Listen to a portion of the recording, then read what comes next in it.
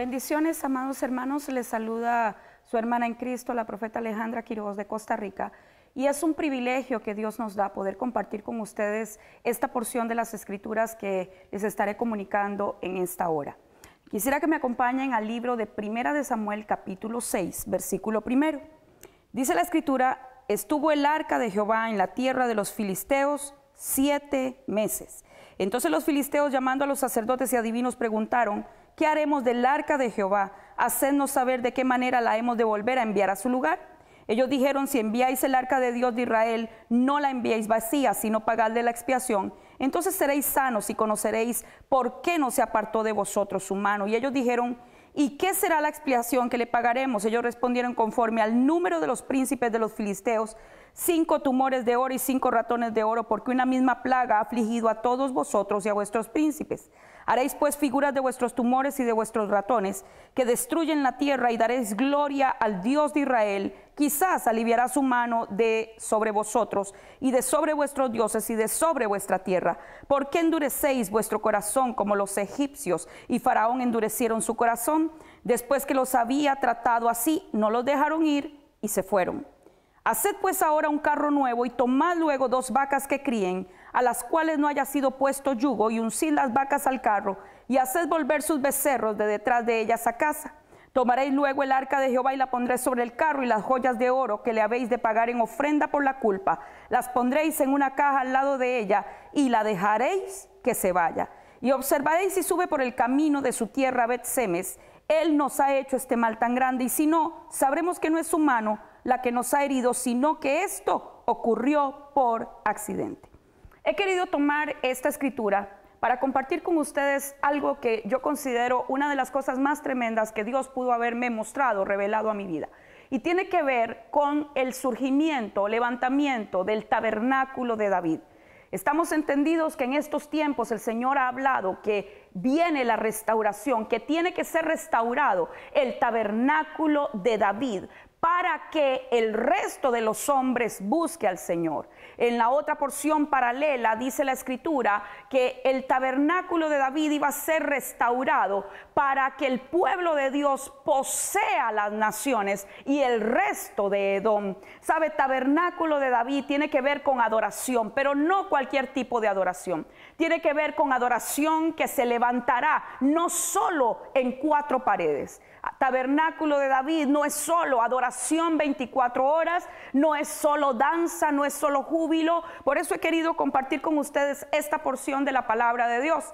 Para que hubiese tabernáculo de David, yo tengo que revisar un poco la historia antes de.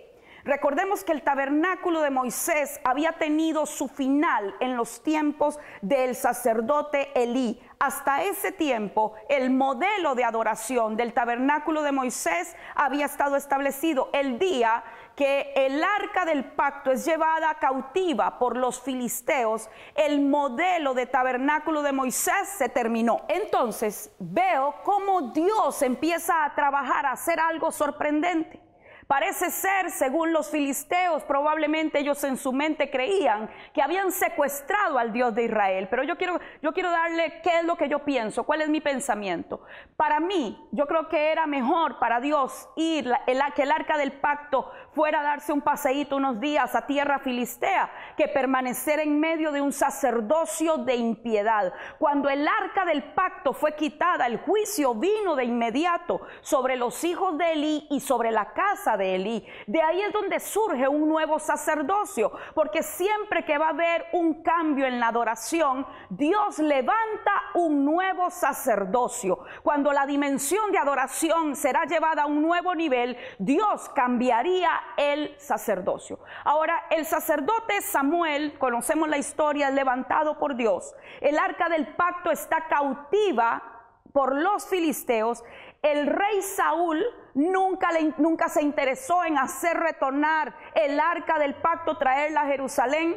Cuando los sacerdotes filisteos devuelven el arca del pacto, sucede algo sorprendente. Ellos piden 2 vacas que críen, porque se entiende y se conoce que las vacas recién paridas son más violentas que un toro. Ellos tenían que saber que ciertamente era por causa de Dios que la nación había sido herida.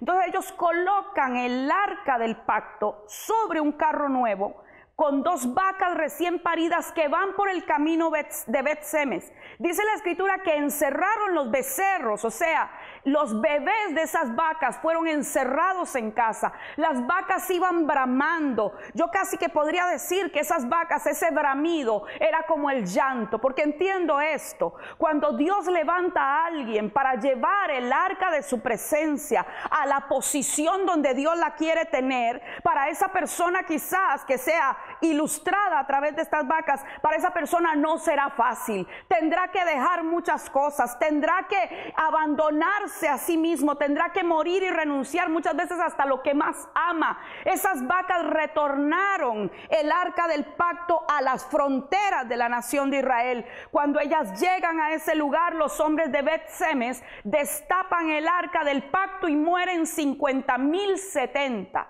Esos 50,070 perecen por haber tocado el arca del pacto. Entonces los de Bet-Semes dicen: no queremos el arca del pacto acá, y la envían para otra ciudad que se llamaba Kiriat Jearim. En Kiriat Jearim el arca del pacto llega a la casa de un hombre llamado Abinadab.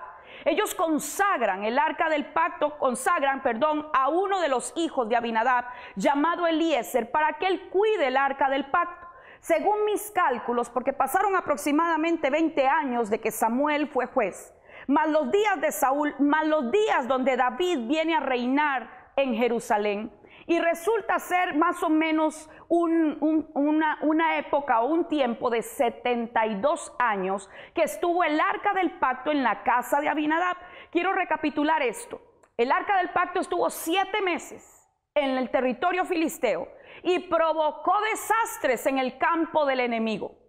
El arca del pacto estuvo 72 años en la casa de Abinadab y provocó absolutamente nada. Porque en la casa de Abinadab, aunque se sabe que Abinadab y la casa, todos sus hijos eran de la línea levítica, no pasa nada. Pero es sorprendente cuando el rey David es levantado por Dios para que empiece a venir en David una inquietud de hacer retornar el arca de nuevo a Jerusalén. Y conocemos un poco la historia de cómo David, dice la escritura en 2 de Samuel capítulo 6, cómo David viene con danza, viene con instrumentos, viene con cánticos, y llevan Usa y Ahío, dice la escritura, hijos de Abinadab. ¿Qué quiere decir esto? Que Eliezer ya no estaba, el que había sido dedicado ya no estaba. Habían nacido probablemente los hijos de Eliezer o los hijos de Abinadab, que eran Ahío y Usa. Ellos, dice la escritura, guiaban el carro nuevo. Y dice la escritura que los bueyes tropezaban y que el arca se iba a caer. Usa metió la mano y en ese momento Usa cae muerto. Ahora siempre me hice esta pregunta.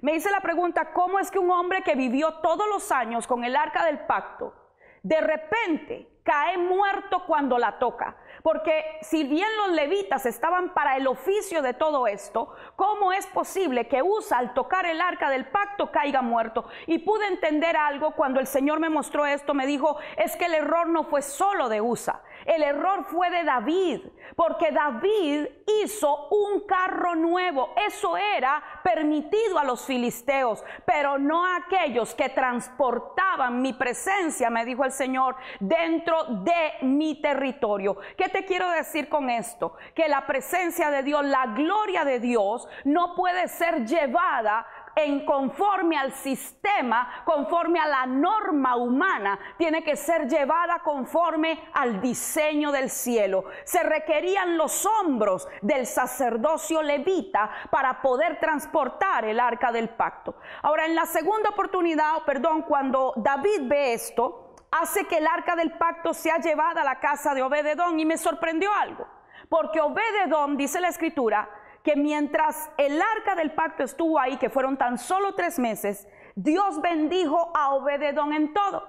Yo lo podría entender mucho mejor si Obed-Edom hubiese sido del pacto, si hubiese sido un israelita, pero estudiando la raíz de la ciudad donde vivía Obed-Edom, me doy cuenta que Obed-Edom era un filisteo, y no solo filisteo, sino que había nacido en la misma ciudad de Goliat. Imagínate, amado hermano, lo que es a un incircunciso el arca del pacto le trajo bendición en 3 meses, y a la gente levita, donde el arca del pacto estuvo 72 años, no le produjo ninguna bendición. Y puedo entender esto, y es que lo que Dios está bendiciendo y lo que Dios está buscando ahora son gente como Obed-edom. El nombre Obed significa adorador, y entiendo por el Espíritu esto. La casa de Abinadab no pudo ser bendecida. Ellos tenían el ritual, pero no tenían la verdadera adoración. Yo no sé si podemos ver un poquito más profundo esto. ¿Cómo te sentirías tú sabiendo que teniendo el arca del pacto en tu casa corre riesgo tu vida? Porque se habían muerto muchos tan solo tocándola. Obed-edom arriesgó su vida, y pude recibir esto en mi espíritu. Dios bendecirá a aquellos que están dispuestos a que el Señor venga para matarles todo lo que tiene que morir dentro de nosotros. El verdadero adorador es aquel que permite que la presencia de Dios empiece a matarle todo aquello que a Dios no le agrada. Abrimos la puerta para que Él lo haga. Cuando David se da cuenta que Dios había bendecido a Obed-edom, hace transportar el arca del pacto a Jerusalén. En ese momento, ahí sí, lleva danza nuevamente, lleva adoración, lo lleva todo, pero tenía el elemento más importante: los hombros de los levitas. Y yo quiero decirte que en este tiempo Dios está buscando hombres y mujeres que transporten, que sean altares de adoración, que donde quiera que lleguen, porque lo que el Señor me decía esto: hija, quiero que la adoración empiece a salir de las 4 paredes de la iglesia. Quiero que mi presencia esté en todo campo, en todo lugar, que mi presencia vaya en medio de todas las áreas. Y Dios me ha hablado esto y me ha dicho: hija, quiero mi presencia en las calles de las ciudades, porque David transportó el arca por las calles de Jerusalén y entronó al Rey de Gloria en el corazón de la capital de Israel. Y yo quiero decirte algo a ti que me estás escuchando, que me estás viendo, querido pastor, querido ministro.